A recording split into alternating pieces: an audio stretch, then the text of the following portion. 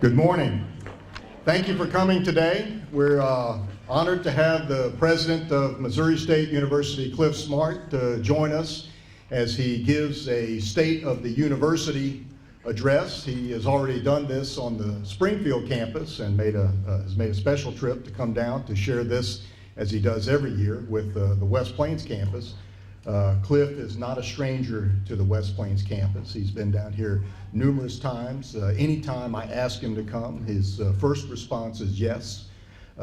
He's a great supporter of our program, and I think many of the things that we've had that are a success today are a result of our great relationship that we have within the Missouri State University system. So, President Clif Smart.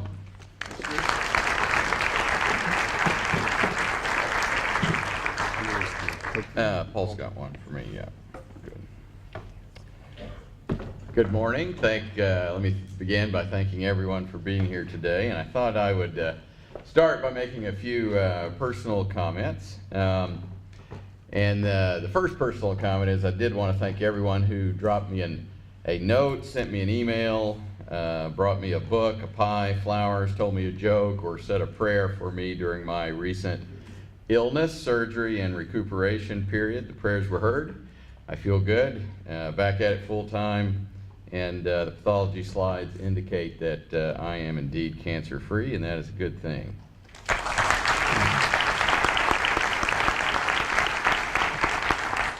I did want to mention that your Chancellor called me every day for 2 weeks after my surgery to tell me a joke of the day. I suspect many of you helped him put those jokes together. Frankly, that is a good incentive never to be sick again. Seriously, I did appreciate the calls, Drew, and you know, that was the first time in my adult life that I stayed home for 2 solid weeks. And I don't ever want to do that again. What's more, my wife doesn't ever want me to do that again. As you all know, I enjoy working. I especially love working for the university and with you and for you, so it's good to be back. As we have done for the last 3 years, Drew and I will divide our talk today. I'll give a general overview of what is happening at the university and specifically discuss some things that are happening on the Springfield campus, and then Drew will talk about the accomplishments and plans for the coming year on the West Plains campus. And we're both happy to take questions from anyone on any topic at the end of the speech. The title to the talk, as you can see, or that was on the board when we came in, is Thinking Bigger and Bolder, the 8 Major Goals for 2013-2014. And I thought before we got into the details of that, I wanted to discuss a little bit about where we are currently. And so I thought if I were to describe the 3 major campuses in southwest Missouri, here's what I would say. Missouri State West Plains is one of the top 2-year schools in the country in terms of cost, academic programs, facilities, international connections, and many other factors. And that is borne out by the fact that you all have been recognized as such by several organizations which issue rankings. And as Drew alluded to when he introduced me, I believe part of the reason for that is the connections and the synergy that exists between this campus and the Springfield campus. No other community college in Missouri has those kind of connections with a 4-year school, and I think that makes a difference for this 2-year school. The Mountain Grove campus, if I were to summarize it, I would say is doing some of the best work in grapevine biotechnology in the world, and that the Dar School of Agriculture facilities operated from there are unmatched anywhere in our region. And then to try to summarize the Springfield campus, how I would describe it as a very good comprehensive university with many exceptional programs not typically found at a master's level institution. For example, very few comprehensive universities have anything like the Jordan Valley Innovation Center or the E-Factory, Almost none have been responsible for something like Idea Commons, which reclaimed a huge derelict area of our community, or train executives from around the world in an international training center, or have an accredited English language institute and a foreign language institute operated with 4 other universities and colleges, or have an Actors Equity Summer Theater, or a nationally known field station on Bull Shoals Lake. These are all points of pride in the terminology of our board, and I take 2 conclusions for that. First, I think we need to all be proud of our accomplishments at all our campuses. We need to talk about them. We need to tell our success stories. We need to wear our colors. We need to continue to work on branding our campuses, because after all, if we aren't proud of where we work or where we go to school, why should anyone else be? And second, we need to continue to build on these successes. You know, that was the name of last year's speech, by the way, Building on Success. We need to stop dwelling on our limitations. We need to think bigger and bolder in everything we do, because even though we are doing a good job of educating students, I believe we can do better. I believe we can do significantly better. And so we need to think bigger and bolder in enrollment, in recruitment and retention initiatives, in graduation rates and numbers. We need to think bigger and bolder in terms of the quality and rigor of our programs and classes. You know, an example I give on the Springfield campus is an Ozarks Culture I-course or iTunes course is a good idea. But a massive open online class on Ozarks culture taken by thousands of students around the world is a bolder idea. We need to think bigger and bolder in achieving a more diverse faculty and staff, as well as student body, in the kinds of speakers we have on campus, like John Goodman at our convocation in Springfield, about our funding model, about our footprint in the state and region, the quality of our facilities, sustainability issues, and the public affairs mission, as well as the signature events connected to public affairs. Another example of this is a Missouri State University Hall of Fame is a good idea. A bolder idea is a State of Missouri Hall of Fame housed on the Springfield campus at Missouri State. And that's where the 8 goals come in to play. They are now up on our website. I encourage you to read them. And for the remainder of my talk this morning, I want to highlight some of the Springfield goals and the specific objectives under those goals. And then Drew will do the same thing for the West Plains goals and objectives. The 8 headings are on the screen now. There are specific measurable objectives under each of the goals. Enrollment. We begin with enrollment, and our goal there is to continue to achieve modest annual growth. Funding, allocate, reallocate, and generate new resources to achieve university priorities. 3, accreditation, develop the evidence to achieve continued accreditation from the Higher Learning Commission. 4, diversity and inclusion, improve recruitment and retention of a diverse student body and workforce. 5, student success, expand high-quality academic programs. 6, facilities and sustainability. Design, build, identify funding sources, and begin construction on priority academic and auxiliary facilities with a continued emphasis on sustainability. 7th, athletics. Be competitive, compliant, and successful in the classroom. And finally, 8, raising the profile. Continue to find ways to more effectively tell the Missouri State University story.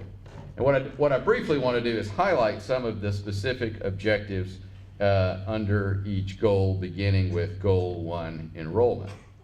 I love to start with this goal because we have already had great success beginning this year. We set a new system as well as a Springfield campus enrollment record this semester. We are up 767 students as a system, for a total enrollment this year of 23,838, almost 24,000 students. Most of that growth was on the Springfield campus, where our enrollment is 21,798 students, but West West Plains enrollment also increased for the first time in 3 years, and that is significant. At Springfield, we were up in all categories. We were up in freshmen, transfer students, and graduate students. Our new freshmen are actually smarter than last year's freshmen, if you believe in ACT scores, because more of them have a 24 ACT score or higher than the year before. And we did all of this. We were up in enrollment on all of our campuses and all of our programs, despite the fact that there were fewer Missouri high school graduates this year and fewer students attending Missouri community colleges. In other words, the pool was smaller, and yet we were still up in every category, while many other universities and community colleges were not. In fact, based on the available data, we think that the Springfield campus had the largest growth in raw numbers of any four-year public Missouri university. And the result of that is significant. Almost $1 million of additional revenue for the budget this year, above what we had planned. So we're off to a good start in terms of enrollment and in terms of meeting our 2013-2014 goals, as you can see. Second goal is funding. On this slide, I have 4 of the specific funding objectives set forth. Let me just read those to you. Work to have the voluntary funding formula developed by the Council on Public Higher Education, that's sometimes referred to as COFE, endorsed by state leaders and implemented. Meet the 5 established statewide performance funding measures to achieve maximum funding from state appropriations. Continue to allocate resources based largely on enrollment growth. Improve compensation for faculty and staff. And I thought I would begin with that last one, since many of you will have an interest in that, and tell you that improving compensation remains a top priority of our administration as well as our Board of Governors. And with the veto of House Bill 253 sustained, we are confident we can continue to make progress on this area again next year with our 4th across-the-board raise since I was named interim president in late June of 2011. And I also want to emphasize to everyone here that nothing we do to improve our facilities, that's goal number 6, we're going to talk about that in a minute, but nothing we do to improve our facilities will limit our ability to work on this objective, as the funds for salaries and the funds for facilities come from completely different sources. The funds to improve our facilities will come only from specific fees, private money, our reserves, money dedicated to the maintenance and classroom upgrades, money allocated by the legislature for our new health programs, and insurance proceeds, not from the general ongoing funds that we use to address compensation. So we can improve the quality of our facilities and at the same time improve the compensation of our employees if we think bigger and bolder. Now, the first 3 objectives on the board there under Goal 2 are all related, and let me explain that. All new state money was distributed to universities through performance funding this year. And because we hit all 5 of our performance goals on both Springfield and West Plains campuses, Missouri State actually received a higher percentage increase this year than did some of other universities. And so this was the first time in several decades that all universities didn't go up or down together. You know, typically if there was, 2 years ago, there was a 7.2% cut. Every university received the same cut. Back when there was additional money coming to universities, we all went up together. Whether it was, if everyone went up if the state increase was 2%, everyone went up 2%. So for the first time in many years, that didn't happen this year. And the new funding formula that all of the 4-year schools are promoting now incorporates a large performance funding component, but adds an equity component and a weighted FTE component. And at Missouri State, that formula helps us even more than just a performance funding distribution.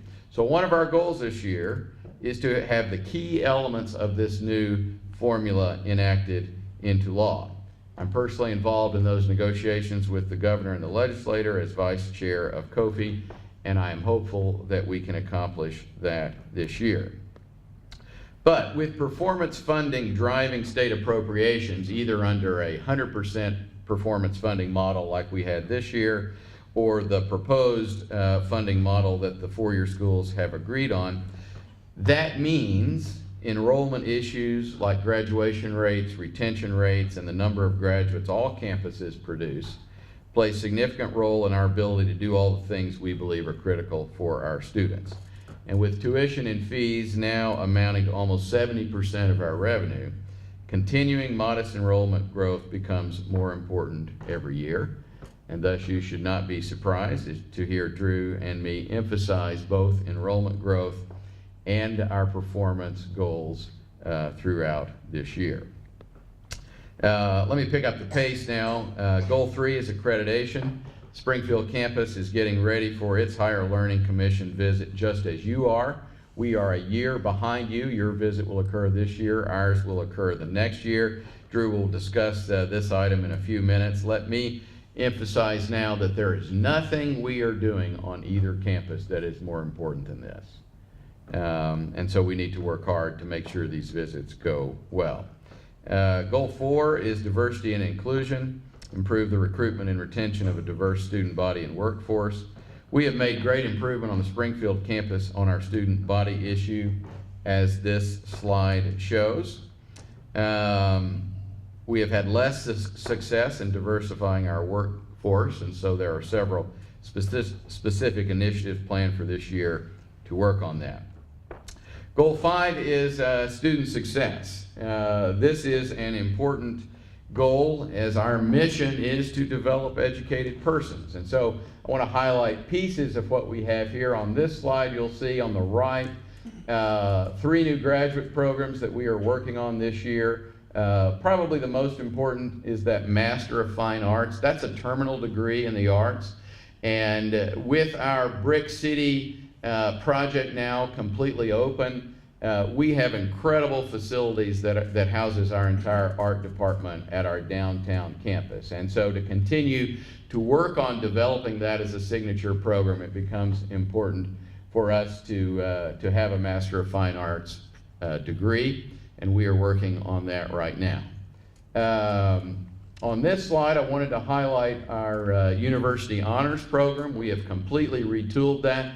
Many of your students that are in the honors program here come to Springfield and continue on in the honors program there. Our honors program historically had been focused on our gen ed courses, but with now so many students already coming to campus with 20, 30 hours of gen ed dual credit work, we are retooling that, and we have retooled that. It's been approved by the Faculty Senate now, and so there will be honors courses in upper level major courses coupled with undergraduate research opportunities for many of those students. And so that will be a significant driver of continuing to recruit the best students on campus. Here I wanted to highlight our online programs. You'll see on the left side 6 programs that are now available, and we will continue to develop those courses so that as students enroll in them, you can get an entire degree program online. And so those last 4 are undergraduate programs. That is important for places like West Plains and students who are place-bound to have an opportunity to take complete online degrees without ever leaving this area, because folks can't always. And in terms of the general business degree, which is an important degree for folks down here, we're doing it multiple ways. On the Springfield campus, you can obviously take day classes and get a general business degree. There are also, it can be done completely at night. And so we have hooked this campus up to offering those courses through ITV at Gone Hall. So there's an opportunity not just to get that degree online, but also to do it in the evening through ITV, or a mixture. Students could take some classes online in that degree, some classes ITV down here, and participate in those seated classes.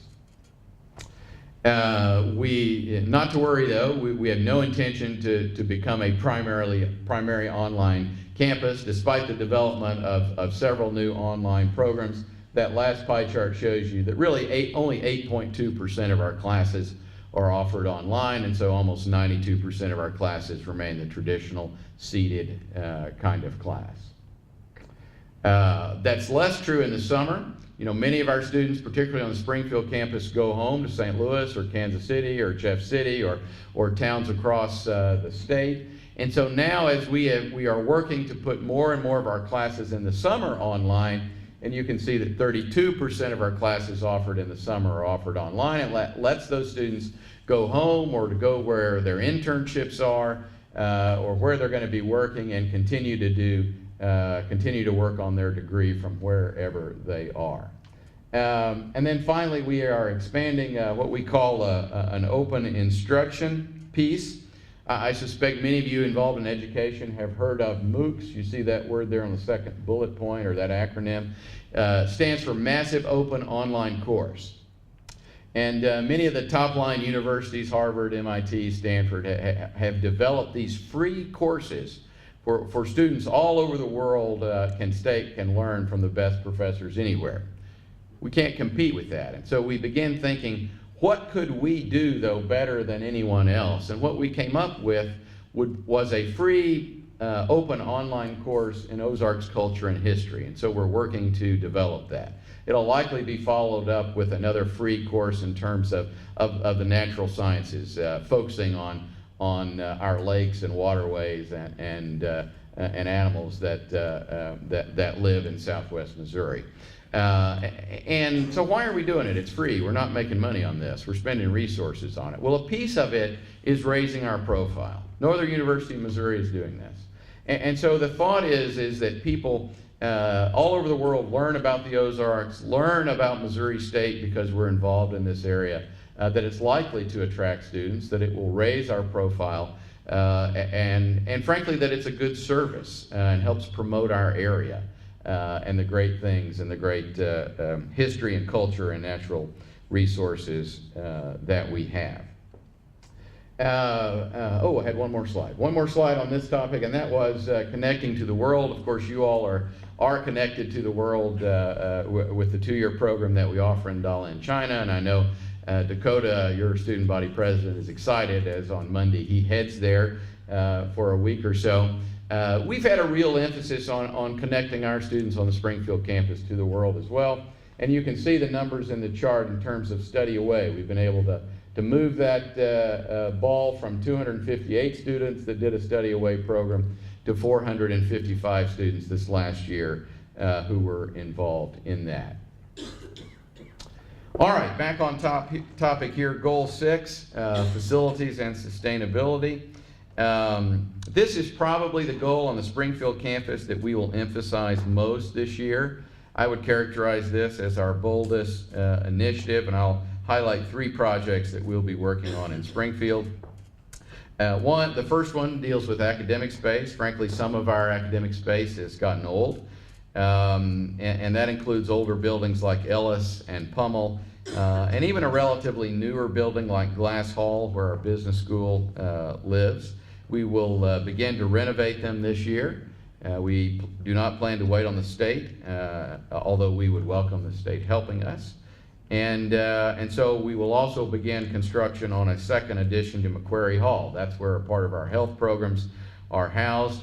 Our College of Health and Human Services in the last 5 years has grown by over 1,000 students because there are jobs awaiting all of those graduates in every field. And so they're all crowded in the professional building and the McQuarrie building, and we need to expand that, and we will begin that project this year. Second, students now begin their tours of the Springfield campus, wandering around looking for Carrington Hall, coming up to the second floor outside the admissions office and sitting on the floor. I don't find that acceptable. And so our plans this year are to begin construction of a welcome center. Again, we will not use ongoing general funding to do this. This will be a beautiful signature building, and It will anchor the east end of Bear Boulevard, where the new entrance to campus is, just like the Foster Family Rec Center and JQH Arena anchor the west end. And I'm looking forward to that building opening probably a year and a half from now. And then finally, the ugliest place in the Springfield campus, without question, is the student bleachers at Plaster Stadium. Nothing else is close now that we have relocated all of our art space, moved down to beautiful new campuses at Brick City. The ceramics area in the basement of Hill Hall would have given Plaster Center a run for its money, but that's now done. And so those bleachers will come down at the end of the football, soccer, field hockey seasons this fall. Having what to me looks like half of an old high school football stadium in the middle of our campus that thousands of people drive by on Grand every day is not acceptable for the kind of university that we are. Our student leaders have proposed what they have called a bear fee, which would pay for a state-of-the-art replacement to the student section at Plaster Stadium, as well as 3 new recreation venues. They will be voting on that the week of homecoming, which is in 2 weeks. I've got all of my fingers and toes crossed on the outcome of that election, because I think it frankly will be a continued part of the transformation of the appearance of our campus. That leads into goal 7, which is athletics. I know that on any college campus, not everyone thinks this goal is very important, and some folks have asked me why this is a goal this year, since it was not a goal last year. The short answer is the board wanted it to be a goal, but that's not the complete answer. I think it is important as well, and wanted to talk about the reasons for that for a minute. First, athletics done the right way, and we insist that it be done the right way, helps mold young people into future ethical leaders. They develop the drive to succeed, a good work ethic, a sense of responsibility, knowing how to win and lose, skill in planning, understanding the rules of the game, treating others, including competitors, with respect, ethical behavior towards others, knowing how to work with teammates, and so forth. I believe this is as important to our female students as it is for our male students, and is the reason why we will continue to expand opportunities for female athletes. Second, athletics helps promote a positive spirit and passion toward the university.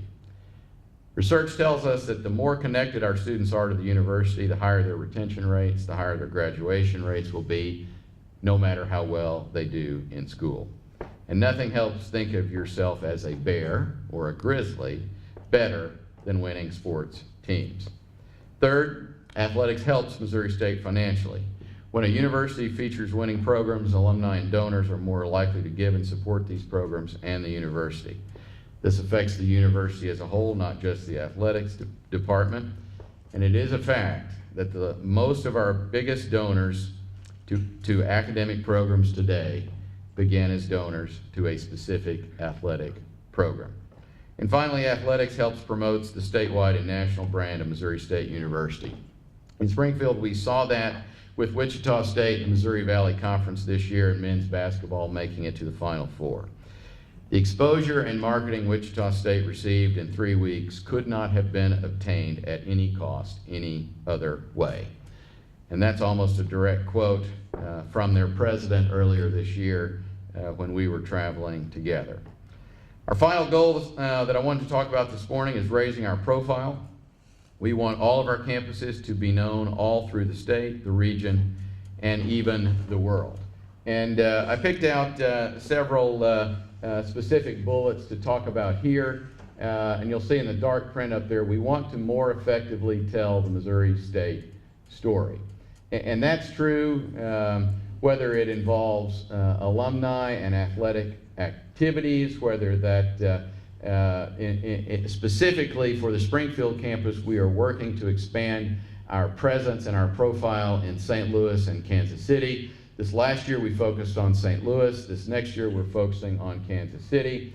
Go ahead to the next slide there, Paul. We also want, a part of that is expanding our social media for communicating effectively with alumni. If you've looked at our a variety of our websites recently. I think you will have noticed a significant upgrade there, as well as in our Facebook, Twitter, Instagram, and other kind of accounts. And I will remind you, you can follow me on Twitter at ClifSmart1F.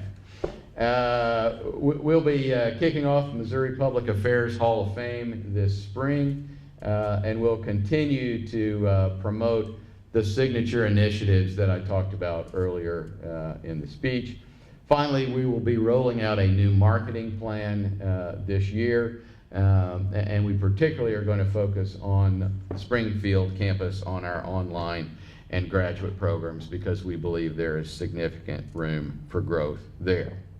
So, as I wrap this up, I would say good things have happened at all of our campuses this past year. We're off to a great start this year as enrollment numbers are dramatically up. Our state appropriations are up for the first time in 5 years. You all have received an incredible grant that Drew will talk about in a moment. And we have raised our profile in our state significantly. You know, your efforts to promote through this campus through the 50th anniversary events this year have been outstanding, and I have enjoyed being a part of them. But we cannot be content with what we have achieved. You know, the competition continues to increase every year, from the for-profit schools, from new online providers like Western Governors University, from other public universities and community colleges every year. Thus, we must continue to think bigger and bolder if we are continue to grow, and if we are to have any chance to meet our state's goal of having 60% of our population with a degree or certificate from a 2- or 4-year school. We have a long way to go from that goal, particularly in the primary counties that this campus serves. There is much work to do. I look forward to working together with you to accomplish bigger and bolder things. Thank you.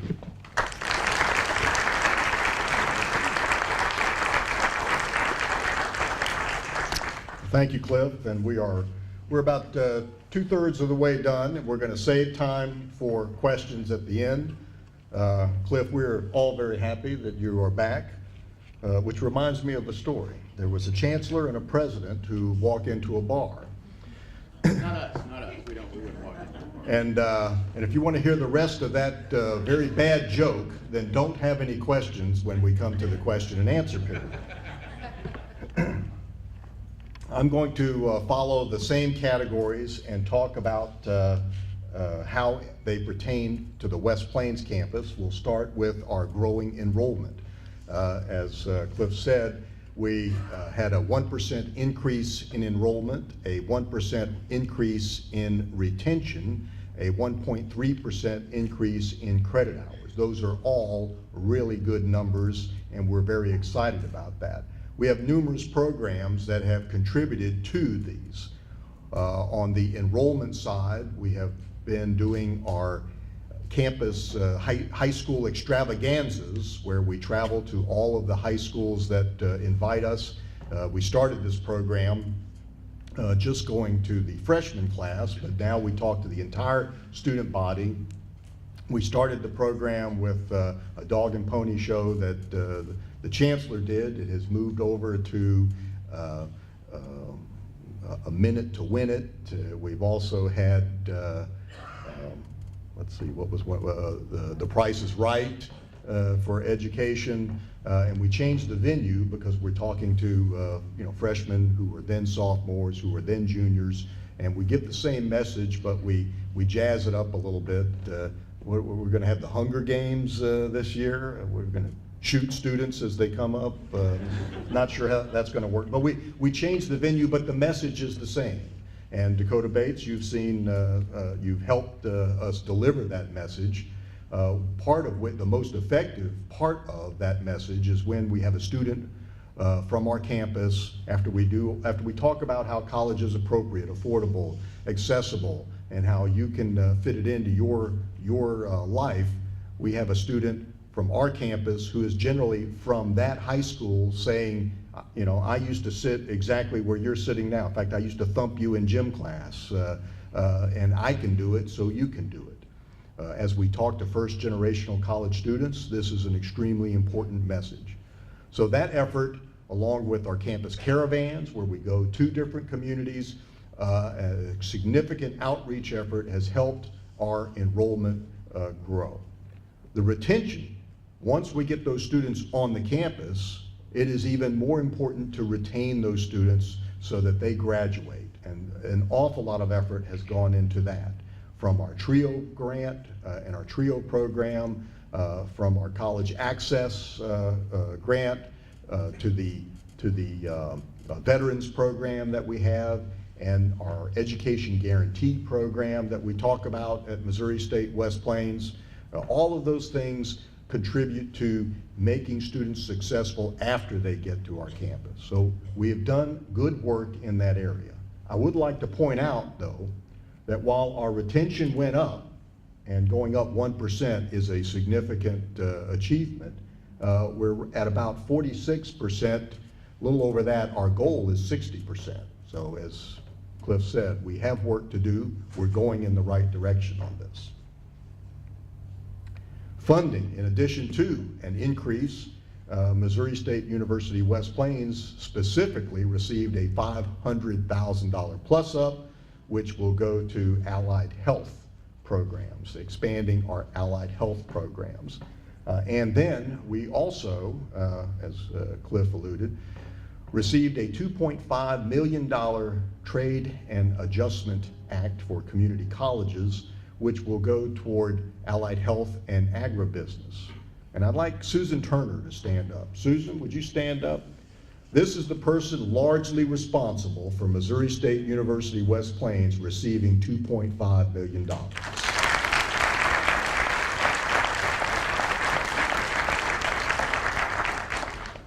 So there are a lot of people that helped to contribute that. And I would also like to emphasize, this is one of the benefits of being part of a university system. Half of Susan's salary is paid for by Clif and Jim Baker. And our grant went through the Springfield Grant Office, which helped us push that through. So this is one of the benefits, one of the many benefits of being part of a university system. Accreditation, we are ahead in our accreditation process. We are using the new criteria, but the old process on the Springfield campus. Next year, the following year, they'll be using a new criteria and new process, so it's slightly different.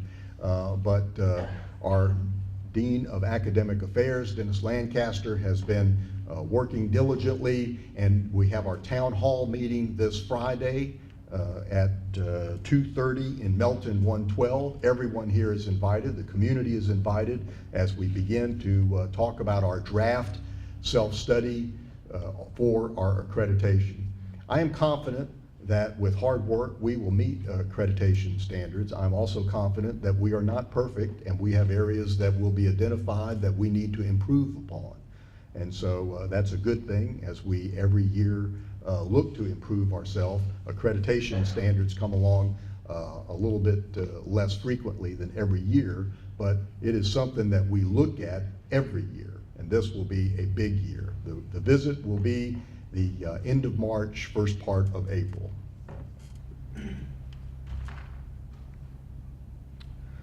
Diversity and inclusion, I'd like to point out that in 2007 we had 30 faculty on our staff, on our faculty, on our campus, and 2 minorities. Today we have 37 faculty, 7 of whom are identified as minorities. So we have made significant progress in not only increasing the number of full-time faculty, but also in making sure that we increase a diverse population within our faculty. That cost about, those extra 7 faculty, about $1 million more to our budget. So it's important that our enrollment grow to support those kind of initiatives. Our student population, our minority population, diversity population decreased by a very small percentage, 1.4%. We're still at 6.4%, which is sustained excellence for us, considering that the diversity population within the 7 counties that we serve is approximately 4%. So we're doing well in both areas. Student success. There are several initiatives that we're working on. One that Dennis Lancaster has been working on, an evening college. We have students in our area,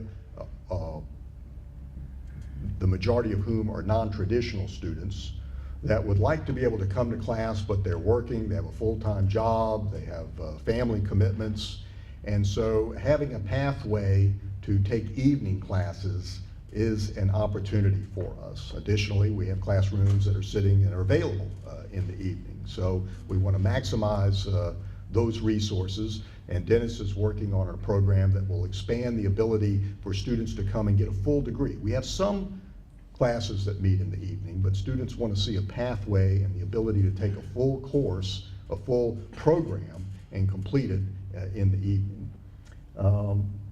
Online expansion supports that, supports our programs here as well. I mentioned the new allied health and agribusiness, which will be supported by the state plus up and our $2.5 million grant. I wanted to mention Operation 50K. As you know, getting our students involved on the campus outside the classroom translates to better performance by students in the classroom. And one of the ways that we wanted to do that this year in conjunction with our 50th anniversary was to give back 50,000 hours of community service. Now that's a lot of hours. So how we were doing that is to include not only our student hours, but also faculty, staff, families of faculty and staff, and former students, alumni. And we define alumni as anyone who has successfully taken one course at Missouri State University, West Plains. So all of those people have a mechanism for recording their volunteer hours, extremely easy to go on the website. But when we have our students do this, and we have several, there was an editorial in the newspaper not too long ago in the Daily Quill that talked about we needed more students, more young people to be involved in community activities. I think 2 days later there was an article and a picture that showed our students working with Habitat for Humanities to help clean up People's Park. So we are providing an opportunity for students to connect with the community, to do something as students, as a group, which we believe also helps them perform better in the classroom. So record your 50K hours. Facilities. I'm starting off with a facility that we don't own, and it's been open for 2 years now, the Shoe Loft Apartments. But what that provides us, Missouri State West Plains has a Grizzly House, a residence center. It has 60 beds. Half of those beds are taken up by the volleyball and basketball team. So as we look to market Missouri State University West Plains, we're confined to Howell County and anybody who commutes over from one county over, because we didn't really have housing to provide for anyone else. A private businessman worked to construct a beautiful apartment student housing venue just a few blocks from our campus. It is completely separate from Missouri State University West Plains, but completely supports us with a facility that offers 268 beds. That now has allowed us to market outside the 7-county service area. As you know, we've been identified as the 6th best 2-year school in the country. For our citizens of Missouri, why not use your A+ scholarship to go to the best school in Missouri, according to Washington Monthly magazine? What a great opportunity. So students from St. Louis, Kansas City, throughout the country, certainly throughout the state of Missouri, now have the opportunity to come here and live on student housing, because students want a campus experience, not just a classroom experience. So although this facility is not owned by Missouri State West Plains, we are beginning to see the benefits of this. It certainly supports our mission. Of course, we have Gone Hall, which was opened up, the most modern. It's wonderful that we took our outreach program and moved them from the worst facility on campus to now the best facility on campus. That's how we should rotate. If you're living in the worst office, there's hope for you. You're going to move into the best office. Might be a few years down the road, but we're working on it. So we now have a wonderful facility where students can work on their bachelor and master's degree programs through Gone Hall. In fact, our last student body president, Tony Ayers, is still taking classes with us. He's taking those classes in Gone Hall as he works on his bachelor's degree. And then we have some other things that we will be working on. That monies that we received from the state and the grant will allow us to expand a allied computer lab, and we also have a program for providing compact shelving in the library, which is going to open up space in our library. Both of those things are on track. Something that's not mentioned here is that, and I think I have a photo a little bit later where we talk about raising our profile of our student rec center. We had a wonderful event planned by the bell tower where we were all going to be in t-shirts and make a big number 50 of all the people that were supporting our 50th anniversary. Well, we had storms and thunderstorms and rain. We had to move it inside. We moved it into the rec center. 2 years ago, we didn't have a rec center. 2 years ago, we did not have the Student Rec Center and Community Storm Shelter. So just another example of how we are continuing to improve and provide facilities on our campus. Clif Smart mentioned athletics. We certainly have a wonderful athletic program at Missouri State West Plains. Paula Wiedemann. Paula, are you here? I thought I saw you. Is Paula here? She was? Okay, had to step out. Paula just returned. She's probably asleep because she just returned from a volleyball game where they won. Their record now is 9-11, but they're 2-0 in the conference. Let me tell you something, and we have the assistant coach, Coach Stigler, is with us. Is that right? Coach Stigler, wave your hand. There she is. Okay. There are 2 girls from Serbia on our volleyball team. We have a young man from Poland on our basketball team. If we are going to graduate students and say they are ready to compete on a national scale in a global market, isn't it wonderful that they have the opportunity to sit next to a student other than someone from Howell County, to learn about the world that's out there? That's a side benefit that our athletic program brings. Another benefit, look over at that picture and you look at the stands there. Now I'm gonna have to put my glasses on, excuse me. When you fill the Civic Center, which holds 2,851 people, that's approximately 24% of the West Plains population. What a way to engage our community about the benefits of higher education. When we have those citizens in the Civic Center, I have an opportunity to talk with them and explain the benefits and seek their support and commitment. We are not a community college, but we're definitely the college of this community, and many of our donors started out as Grizzly boosters, helping our athletic program. And they have moved up to endowed scholarships, to helping provide buildings, to providing resources for our campus that we could not operate without. So, you know, as you look at that packed Civic Center arena, that represents 24% of the population of West Plains. A great way to engage our community. Now, I believe that both of these teams were ranked in the top 25. The volleyball team was ranked number 8, and the basketball team number 25 before they played their first game. We have a fantastic group of students, And I'm here to make a prediction this year that we will go to the national tournament with both teams. I made that prediction last year. But I'm making it with even more confidence this year. And finally, raising our profile.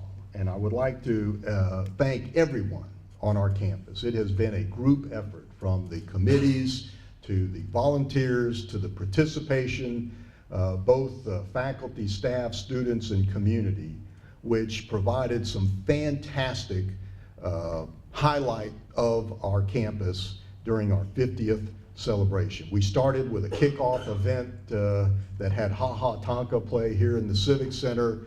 We had a gala dinner where we had professors from the very first class, students from the very first class, as well as current faculty and staff and current students and numerous community members, where we reconnected with old friends and connected with new friends. Was a fantastic event. And then the signature event, our 50th celebration, where the governor came down, his first visit to West Plains campus, sang our praises. A wonderful event. There's 700 people in that student recreation center, representing a community that has really engaged with us. Those kind of efforts have led to our reports in KY3 newspapers. We've been in the News Leader, numerous appearances. The 50th celebration enabled us to endow 2 new scholarships, and it has, again, increased our profile. I came back from a conference and I picked up the Community College Week sitting on my desk. I open it up and there's an article about the top 10 community colleges.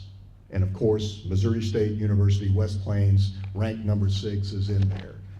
That kind of raising of our awareness helps us garner the support that we need to continue to grow and continue to operate and continue to provide the courses, the rigorous courses that we do provide.